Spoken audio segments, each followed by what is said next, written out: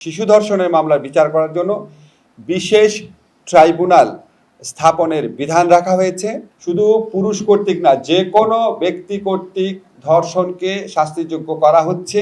আদালত যদি মনে করে মেডিকেল সার্টিফিকেট এবং পারিপার্শ্বিক সাক্ষ্যের ভিত্তিতে বিচার সম্ভব, তাহলে আদালত ডিএনএ সার্টিফিকেট ছাড়াই মামলা দ্রুত বিচার করার জন্য মেডিকেল সার্টিফিকেট এবং পারিপার্শ্বিক সাক্ষ্যের ভিত্তিতে বিচার করবে। অলরেডি আমি দুইটা সাংবাদিক সম্মেলনে বলেছিলাম, বিচারের এবং তদন্তের সময় কমিয়ে দেওয়া হচ্ছে। এর বাইরে যে গুরুত্বপূর্ণ যেই ব্যাপারে নীতিগত সম্মতি উপদেষ্টা পরিষদ জ্ঞাপন করেছে সেটা আপনাদের জানাচ্ছি। একটা হচ্ছে শুধু শিশু ধর্ষণ মামলার আলাদাভাবে বিচার করার জন্য, শিশু ধর্ষণের মামলার বিচার করার জন্য বিশেষ ট্রাইব্যুনাল স্থাপনের বিধান রাখা হয়েছে। এটা সবাই নীতিগতভাবে সম্মত হয়েছে। আরেকটা হচ্ছে আমাদের অনেক এই নারী ও শিশু নির্যাতন দমন আদালত দেখা যেত মামলার জট লেগে যেত, কারণ এখানে দুই ধরনের মামলা আসতো। একটা হচ্ছে সম্মতি সহ যে সমস্ত ধর্ষণের ঘটনা ঘটতো, যে বিয়ের প্রলোভন দেখিয়ে, এই সমস্ত মামলার অনেক আধিক্য ছিল, এই মামলাগুলাই বেশি ছিল। আর সম্মতি ব্যতিরেকে যেই ধর্ষণের ঘটনা, সেই মামলাগুলোর বিচারের জন্য আটকে থাকতো। সেই জন্য আমরা এই আইনের মধ্যে বিধান করেছি, বিয়ের প্রলোভন দেখিয়ে সম্মতি নিয়ে, প্রতারণামূলকভাবে হোক বা বিয়ের প্রলোভন নিয়ে হোক, সম্মতিক্রমে যেই ধর্ষণের ঘটনাগুলোর বিচার, সেটা একটা আলাদা অপরাধ। আর হচ্ছে সম্মতি ব্যতিরেকে মাগুরার ক্ষেত্রে, বরগুনার ক্ষেত্রে যেই ঘটনাগুলো ঘটেছে, সেই ধর্ষণের ঘটনাগুলার আলাদা একটা অপরাধ হিসাবে এখানে আইডেন্টিফাইড হয়েছে। এবং দ্বিতীয় শ্রেণীর যে অপরাধ বললাম, সম্মতি ব্যতিরেকে যে ধর্ষণ, সেটার ক্ষেত্রে বিচার এবং তদন্তের সময় কমানো হয়েছে। আমরা এটার উপর সর্বোচ্চ গুরুত্ব দিচ্ছি।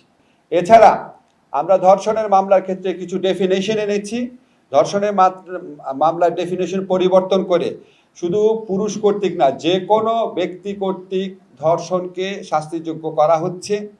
এছাড়া ধর্ষণের সংজ্ঞাটাকে ওয়াইড করা হয়েছে, বলাৎকারকে এর মধ্যে ইনক্লুড করা হয়েছে।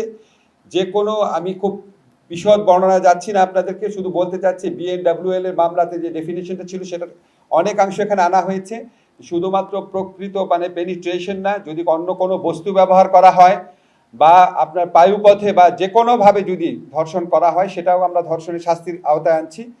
এটা আপনারা মানে যে কোনো ফর্মে যদি ধর্ষণ হয়, এটা আমরা ওয়াইড করে দিচ্ছি। আর থার্ড যে অত্যন্ত গুরুত্বপূর্ণ পরিবর্তন আনা হচ্ছে, সেটা হচ্ছে ডিএনএ রিপোর্ট পাওয়ার অপেক্ষায় অনেক মামলা বছরের পর বছর ঝুলে থাকতো।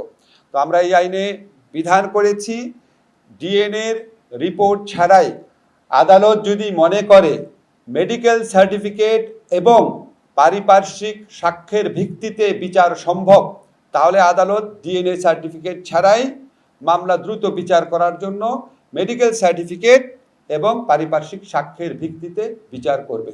এছাড়া আমরা ভিকটিমদের প্রোটেকশনের জন্য বিভিন্ন ধরনের ব্যবস্থা করেছি, ওনাদেরকে ক্ষতিপূরণ দান করার ব্যবস্থা করেছি। এবং ধর্ষণ করতে যদি ব্যর্থ হয়, ধর্ষণকালে বা ধর্ষণ করার উদ্দেশ্যে যদি কোনো রকম জখম করা হয়, গুরুতর জখম বা সাধারণ জখম, সেটাকেও আমরা কঠোর শাস্তির ব্যবস্থা করেছি। আপনারা বৃহস্পতিবার দিন এটা চূড়ান্ত অনুমোদন হয়ে যাবে আমরা আশা করছি। এরপর আপনারা খুব দ্রুত গেজেট নোটিফিকেশন হয়ে যাবে, এটা আপনারা খুব দ্রুত আপনারা কপি পেয়ে যাবেন।